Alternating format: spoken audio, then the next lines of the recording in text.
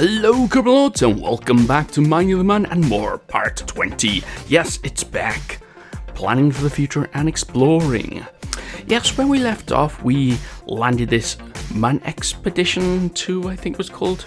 Oh, the name escapes me because it's been so long. Anyway, D-Butt by here, or D-Burt, I think it was calling him. He's landed here at the refueling site, or a second mining base, so we can refuel the lander so we can go further.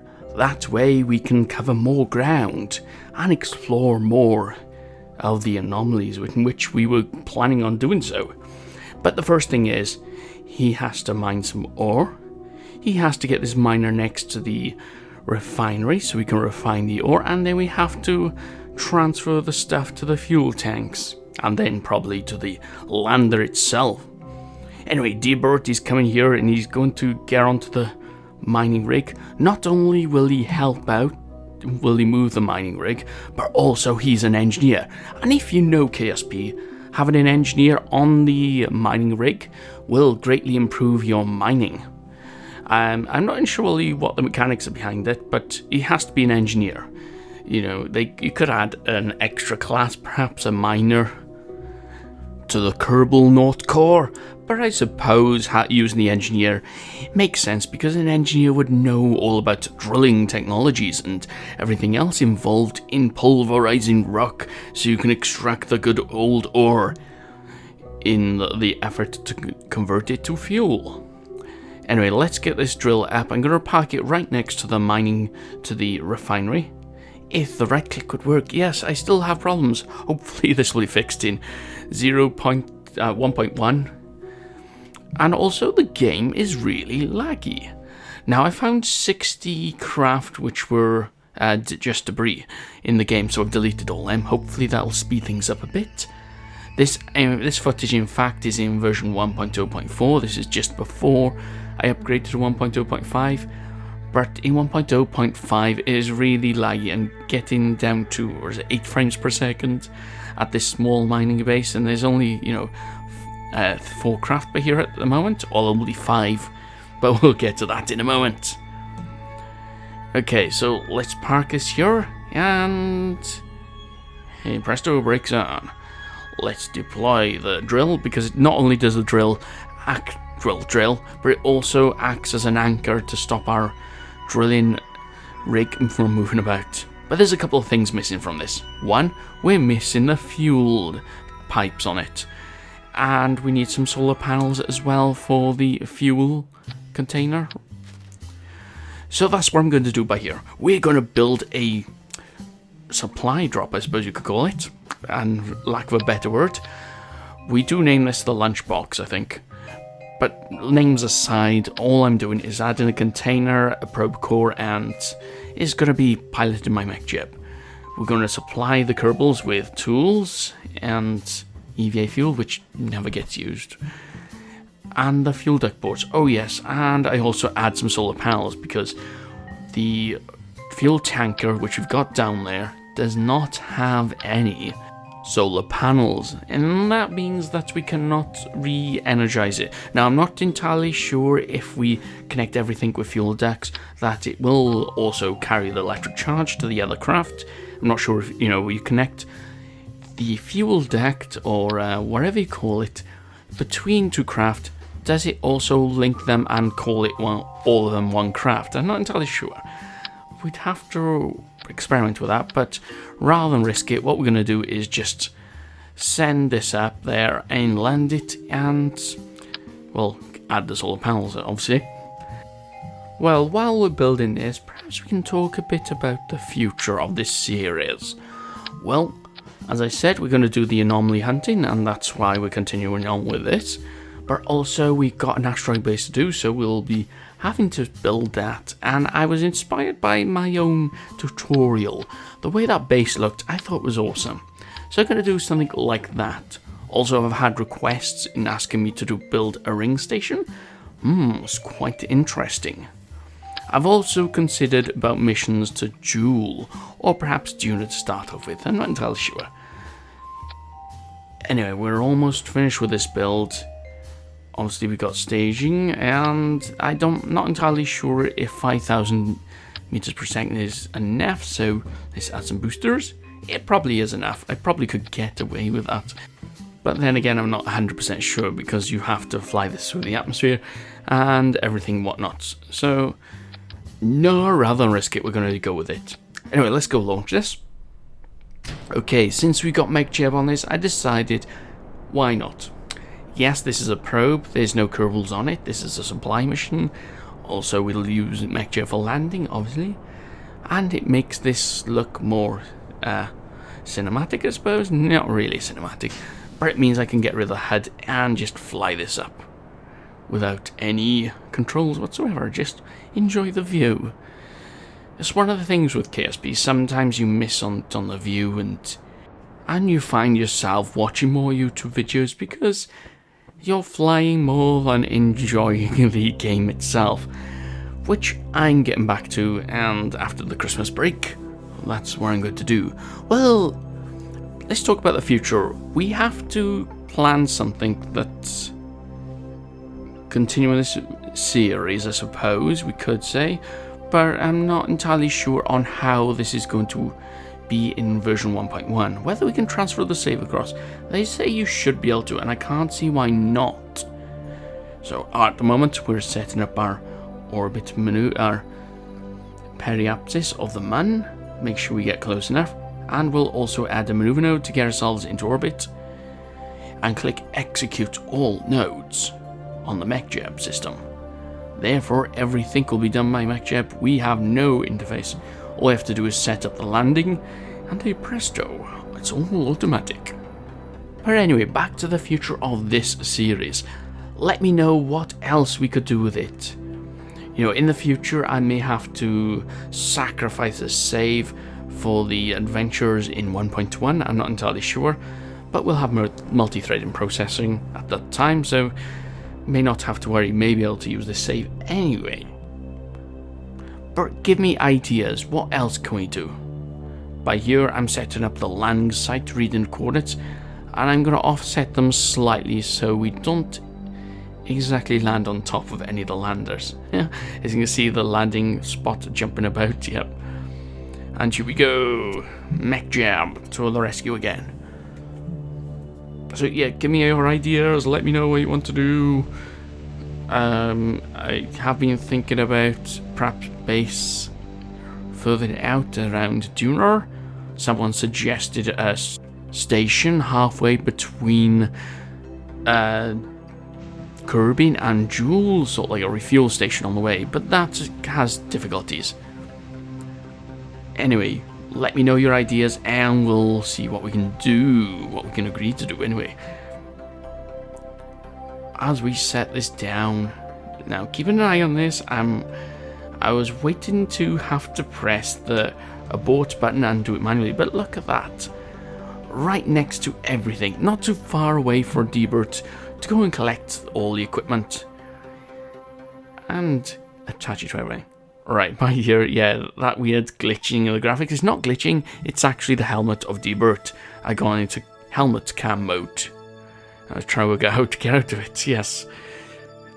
Okay, so here we are, and all we have to do now is get the solar panels, get the refueling kit out. Don't know why I've got an EVA tank, I don't actually need it.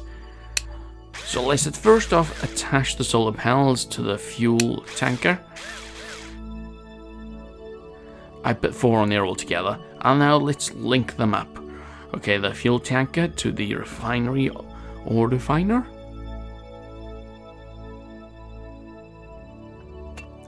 Awesome. Next, we have to attach some fuel pipes, fuel lines to the miner and then attach it to the refinery so we can transfer it across. Excellent. Right, I did say we're going to do an asteroid base, and that is what we're going to do. So I'm going to set this up, empty the fuel tanks, and set up a 4-port docking system that will attach the asteroid. If you're unsure about this, go watch my asteroid base tutorial. And I build this There's going to be 4... Well, we'll show you in a moment. Yes, and the reason I put upside down is because the claw is going to attach to the asteroid. That's going to be the starting base part. And everything else will then be attached to this via the docking ports. And they too will have a claw to attach to the surface of the asteroid.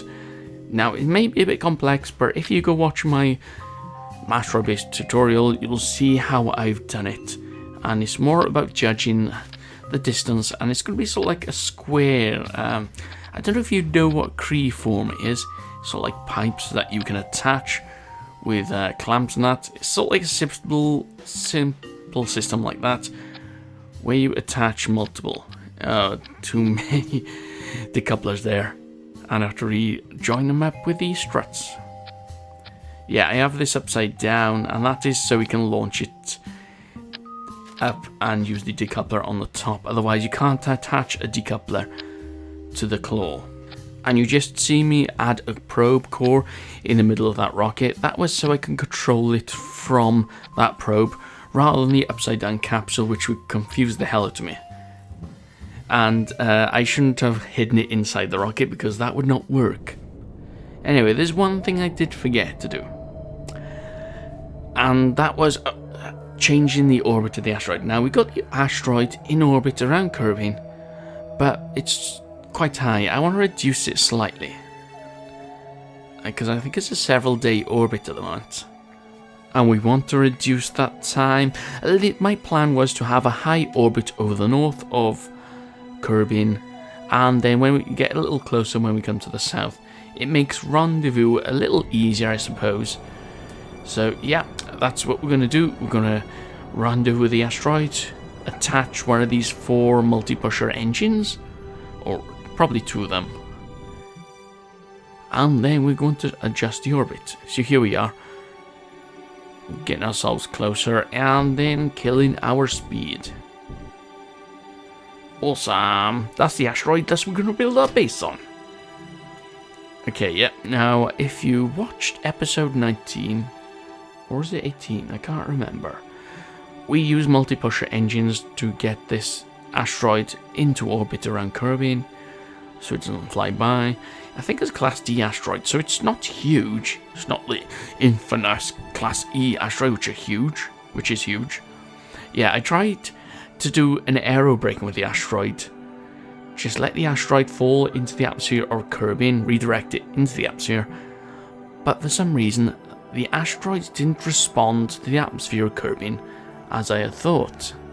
No, either the asteroid would blow up because I had parts connected to the asteroid, I believe, or I didn't attach anything and it would just skip out the atmosphere and straight away from Kerbal, even though it went extremely deep into the atmosphere.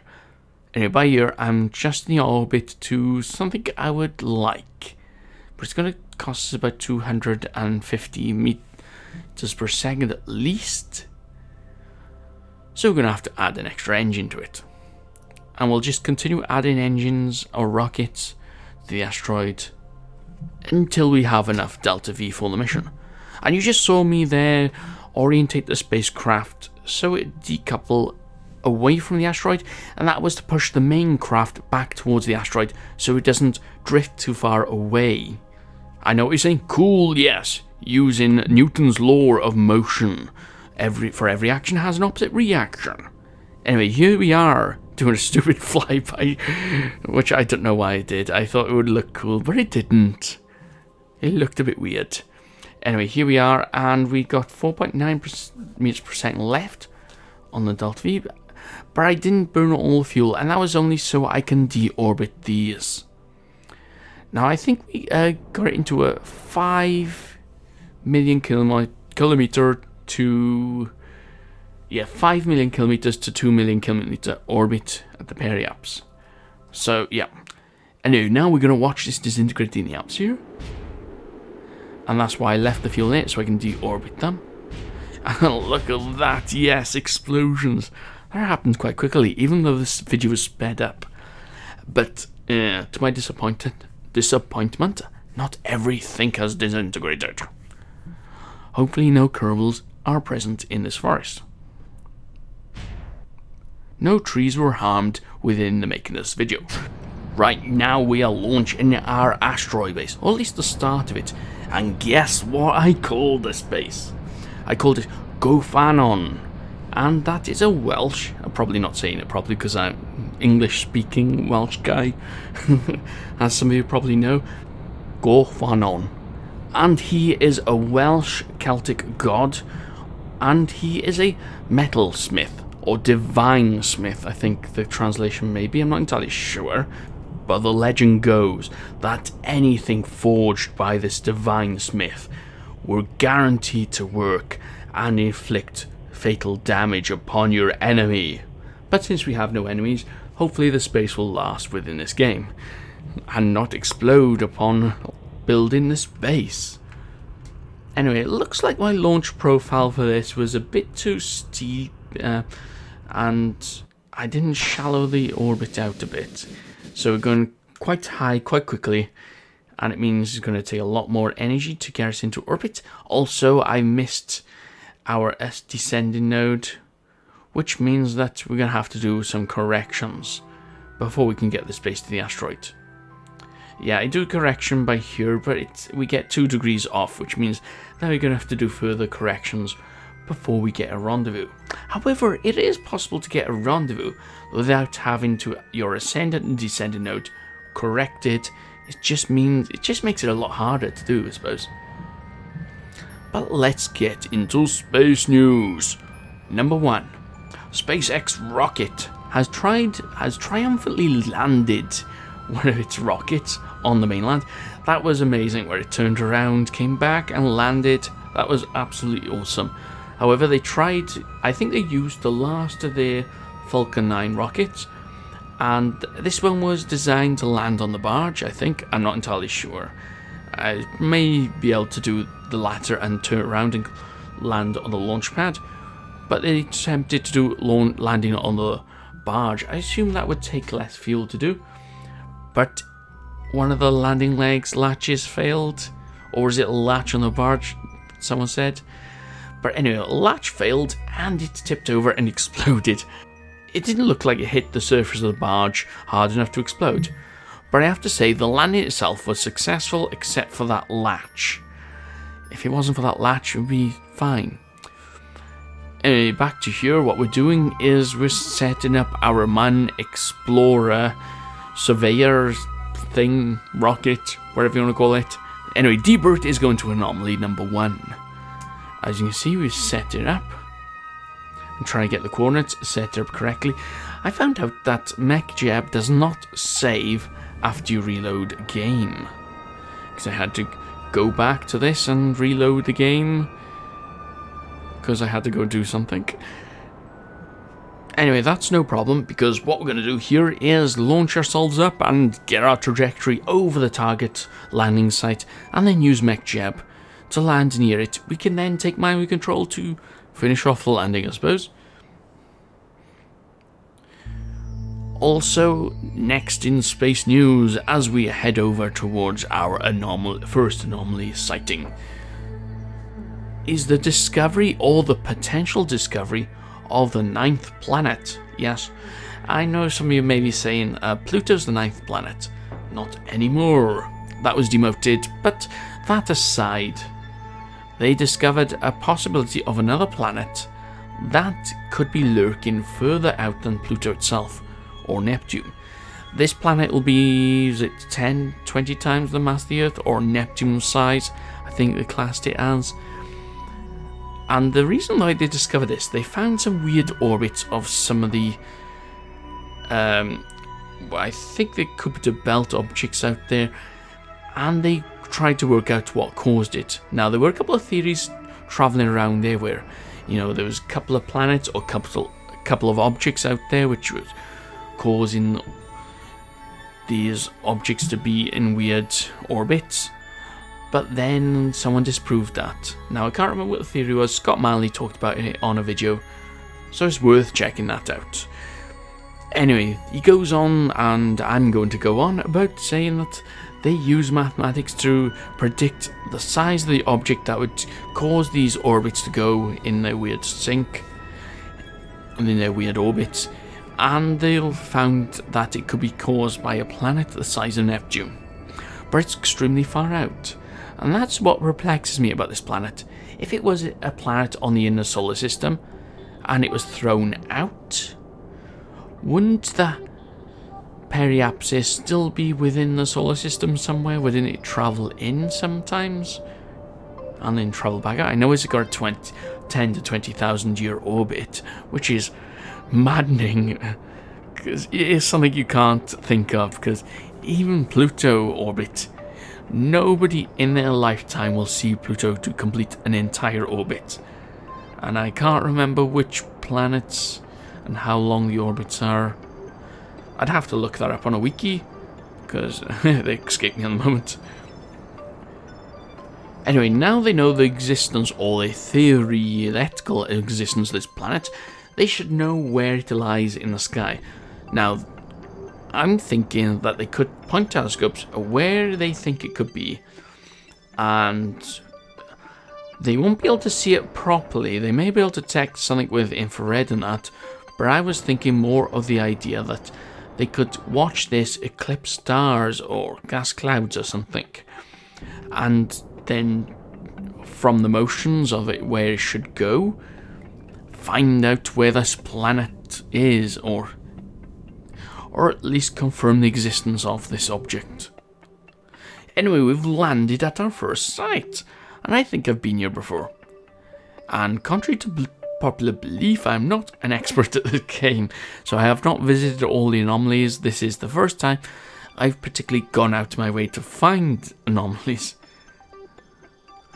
So I've landed at this one before on my multiplayer server with a friend, and I think it's one of the easiest because it is on the equator, and I think it's the Neil Armstrong Memorial. I will find out in here. Come on. Oh, stuck on the edge there. Come on, Bert, you should be better flying than that.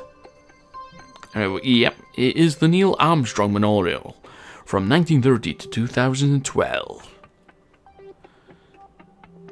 Anyway, Bert is going to pose for some pictures, and this may be a thumbnail, I'm not entirely sure. Click. Awesome. Now, can we plant a flag here? On top of this, yes, you can. Awesome. I can't remember what we typed now. A mysterious. Oops. Caps lock is on for fine control. A mysterious find. Yes, we don't know who left it. Someone's been here before. Yes, someone has been here before, and we're not entirely sure who. You know, some alien race. This does not look like Kerbal design lander. Anyway, if you enjoyed this video, click that like button. If you have any tips or what we could do within this series, let me know, and I will see what we can do about that. Because we're going to continue with the asteroid base. We're going to continue searching the anomalies. I'm going to class the mining rig as a success, although there are a couple of things I want to add to it. So all I can say right now is I'm Orbiter. Trust me, I'm an engineer.